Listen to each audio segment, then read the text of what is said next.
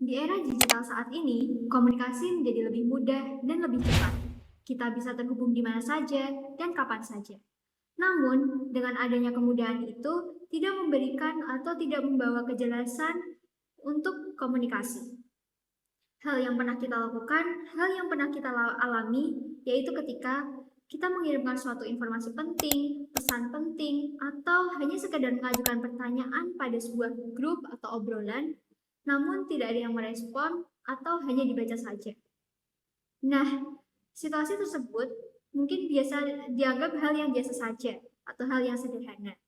Tapi, coba kita pikirkan, apabila hal tersebut dilakukan secara terus-menerus, akan berdampak pada bagaimana cara kita memahami, merespon, dan menerima orang lain. Nah, dari situlah saya, Naya Arin dan Raiha, tertarik untuk membahas mengenai silent treatment pada interaksi sehari-hari. Pada pembahasan ini, kita akan mengetahui apa itu silent treatment dan bagaimana hal tersebut terjadi dalam komunikasi kita sehari-hari, serta bagaimana dampaknya dan bagaimana cara kita menyikapinya dengan hal atau langkah yang lebih baik. Untuk melihat fenomena pada generasi Z saat ini, kita perlu melihat dulu bagaimana pola yang ada pada komunikasi Gen Z saat ini. Nah, sebelum itu, kita harus tahu dulu apa itu Gen Z.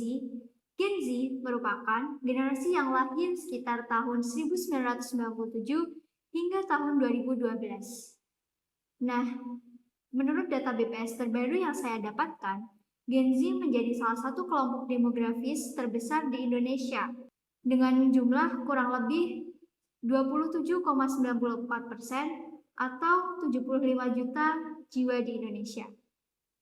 Hal ini menunjukkan bahwa Gen Z atau generasi Z memiliki peran yang besar dalam membentuk komunikasi saat ini. Menariknya lagi, komunikasi Gen Z sangat dipengaruhi oleh media digital pada saat ini. Sebagian besar interaksi dilakukan secara cepat dan singkat maupun menggunakan aplikasi chat. Komunikasi dengan singkat dalam artian misalnya kita hanya menjawab atau merespon orang dengan mengirim emoji, stiker, maupun hal yang lainnya yang singkat. Bahkan WhatsApp menjadi salah satu aplikasi atau platform yang paling diminati dan paling digunakan dengan persentase kurang lebih 84,7%. Artinya, komunikasi yang kita lakukan sehari-hari lebih banyak terjadi melalui teks. Namun, kondisi ini juga membawa perubahan dalam cara kita berkomunikasi. Komunikasi saat ini menjadi lebih cepat, singkat, dan praktis. Kita terbiasa dengan mengirimkan atau menggunakan pesan pendek, emoji, simbol, atau sekedar stiker untuk menyampaikan maksud dan tujuan kita. Namun, di sisi lain, hal ini membuat komunikasi menjadi kurang mendalam. Pesan yang disampaikan atau pesan yang ingin kita sampaikan tidak selalu memiliki konteks emosional yang jelas. Artinya, kurang terasa secara emosional. Selain itu, kita juga terbiasa dengan banyaknya informasi yang kita dapatkan dalam waktu singkat, yang membuat rentang perhatian atau ingatan kita menjadi lebih pendek. Ditambah dengan kebiasaan multitasking atau melakukan beberapa aktivitas dalam waktu yang bersamaan, yang sehingga membuat kita lebih susah fokus dan tidak selalu fokus saat berkomunikasi. Sehingga pesan yang kita sampaikan menjadi lebih mudah disalahartikan dan komunikasi menjadi kurang efektif. Dari kondisi ini, muncullah beberapa atau berbagai bentuk kegagalan dalam komunikasi. Nah, berdasarkan jurnal yang berjudul Bertahan Terluka, fenomena toxic relationship akibat kegagalan komunikasi di kalangan Gen Z, ditemukan beberapa bentuk kegagalan komunikasi yang sering terjadi di antara generasi Z saat ini. Antara lain, silent treatment, overgeneralization, dan emotional invalidation. Nah, coba kita bahas satu persatu. Silent treatment adalah kondisi ketika seseorang memilih diam atau tidak merespon sesuatu. Kemudian, overgeneralization. Overgeneralization adalah penggunaan kata-kata seperti kamu selalu, kamu tidak pernah, yang justru dapat memperbesar konflik yang ada. Kemudian yang ketiga yaitu emotional invalidation. Emotional invalidation terjadi ketika perasaan seseorang dianggap berlebihan atau tidak penting. Dari ketiga bentuk masalah atau bentuk kegagalan komunikasi tersebut, silent treatment menjadi salah satu masalah yang paling sering terjadi di antara atau di kalangan kita sebagai mahasiswa dan Gen Z. Nah, silent treatment itu apa? Silent treatment adalah kondisi ketika seseorang memilih untuk diam, tidak merespon, atau menghindari komunikasi. Menariknya lagi, silent treatment ini tidak selalu dilakukan dengan sengaja. Ada yang memang memilih untuk diam sebagai cara untuk menghindari konflik. Tetapi, ada juga yang memilih untuk diam karena tidak tahu harus merespon apa. Nah, silent treatment ini tidak hanya terjadi pada yang mungkin kita ketahui pada hubungan percintaan, namun silent treatment juga bisa terjadi antara pertemanan, keluarga, dalam kondisi atau kehidupan sehari-hari. Hal ini bisa kita temui dalam situasi yang sangat sederhana. Misalnya saja nih, pesan yang udah dibaca tapi nggak dibales, atau diskusi di grup yang tidak mendapatkan respon sama sekali oleh anggota kelompok atau pertemanan kita. Nah, sekilas memang terlihat biasa aja, namun ketika hal ini terjadi secara terus-menerus atau terjadi secara berulang, komunikasi menjadi tidak berjalan dengan baik karena tidak ada kejelasan pada komunikasi ini. Kemudian, jika dilihat dari lebih dalam, silent treatment tidak terjadi begitu saja. Salah satu penyebabnya adalah kesulitan dalam mengekspresikan diri dan emosi. Tidak semua orang terbiasa menyampaikan apa yang ia rasakan dan apa yang ingin ia sampaikan. Sehingga dia lebih memilih diam dan juga ada kecenderungan untuk menghindari suatu konflik. Banyak orang merasa bahwa dengan tidak merespon, masalah akan selesai dengan sendirinya. Padahal, dalam banyak kasus justru malah sebaliknya.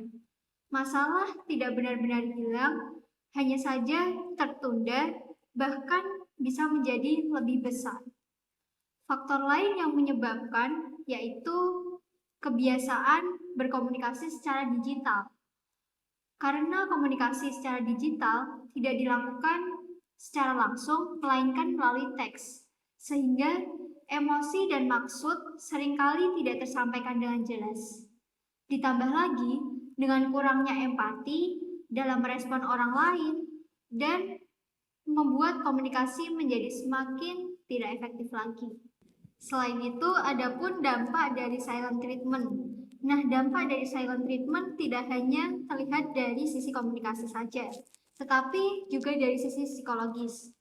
Bagi orang yang didiamkan, tidak adanya respon bisa menimbulkan berbagai pertanyaan. Apakah pesannya tidak penting? Apakah ada kesalahan? Atau memang sengaja diabaikan? Nah, ketidakjelasan ini seringkali memicu overthinking dan seseorang mulai memikirkan beberapa atau berbagai kemungkinan yang belum tentu benar. Jika terjadi secara terus-menerus, hal ini bisa menimbulkan rasa tidak nyaman, bahkan menurunkan kepercayaan diri. Dalam hubungan, baik itu pertemanan maupun kerja kelompok, silent treatment juga membuat komunikasi menjadi tidak sehat. Masalah tidak terselesaikan dan hubungan pun bisa menjadi renggang secara perlahan. Sehingga untuk mengatasi adanya silent treatment di antara interaksi kita sehari-hari, sebenarnya tidak selalu membutuhkan tenaga atau langkah yang besar. Hal sederhana seperti memberikan respons singkat sudah cukup untuk menunjukkan bahwa kita itu menghargai komunikasi orang lain. Misalnya saja dengan mengatakan, "Oke, aku udah baca," atau "Nanti deh aku jawab," atau "Maaf bentar ya, aku lagi sibuk, nanti aku jawab lagi." Itu sudah bisa mengurangi ketidakpastian. Sehingga selain itu penting juga untuk membiasakan komunikasi yang lebih terbuka. Jika memang tidak setuju atau belum siap untuk merespon, lebih baik disampaikan saja secara singkat dan secara terbuka daripada kita memilih diam. Untuk hal-hal yang penting, komunikasi secara langsung juga bisa menjadi pilihan agar tidak terjadi kesalahpahaman. Dan yang tidak kalah penting adalah membangun empati atau kepedulian kita dalam berkomunikasi. Artinya, kepedulian untuk sebenarnya informasi itu penting. Nah, sehingga karena pada dasarnya komunikasi bukan hanya tentang menyampaikan pesan, tetapi juga tentang bagaimana kita merespon orang lain yang sedang berkomunikasi dengan kita. Nah, pada akhirnya, komunikasi bukan hanya tentang seberapa cepat kita menyampaikan pesan, tetapi juga tentang apakah kita benar-benar hadir untuk merespon. Seringkali kita menganggap hal-hal kecil seperti membalas pesan itu tidak penting. Padahal, dari hal sederhana itulah orang lain merasa dihargai atau malah justru diabaikan. Karena itu, mungkin kita bisa mulai dari diri kita sendiri, mulai lebih sadar dan peduli untuk tidak membiarkan pesan begitu saja. Mulai membiasakan diri untuk memberi respon, mau sekecil apapun, dan mulai lebih peduli bahwa di balik setiap pesan ada orang yang menunggu sebuah jawaban. Karena diam yang kita anggap biasa bisa jadi adalah hal yang paling diingat oleh orang lain. Kadang yang menyakitkan bukan kata-kata, tapi ketika kita untuk memilih diam saat orang lain sedang membutuhkan jawaban. Sekian dari saya, terima kasih, mohon maaf apabila ada kesalahan.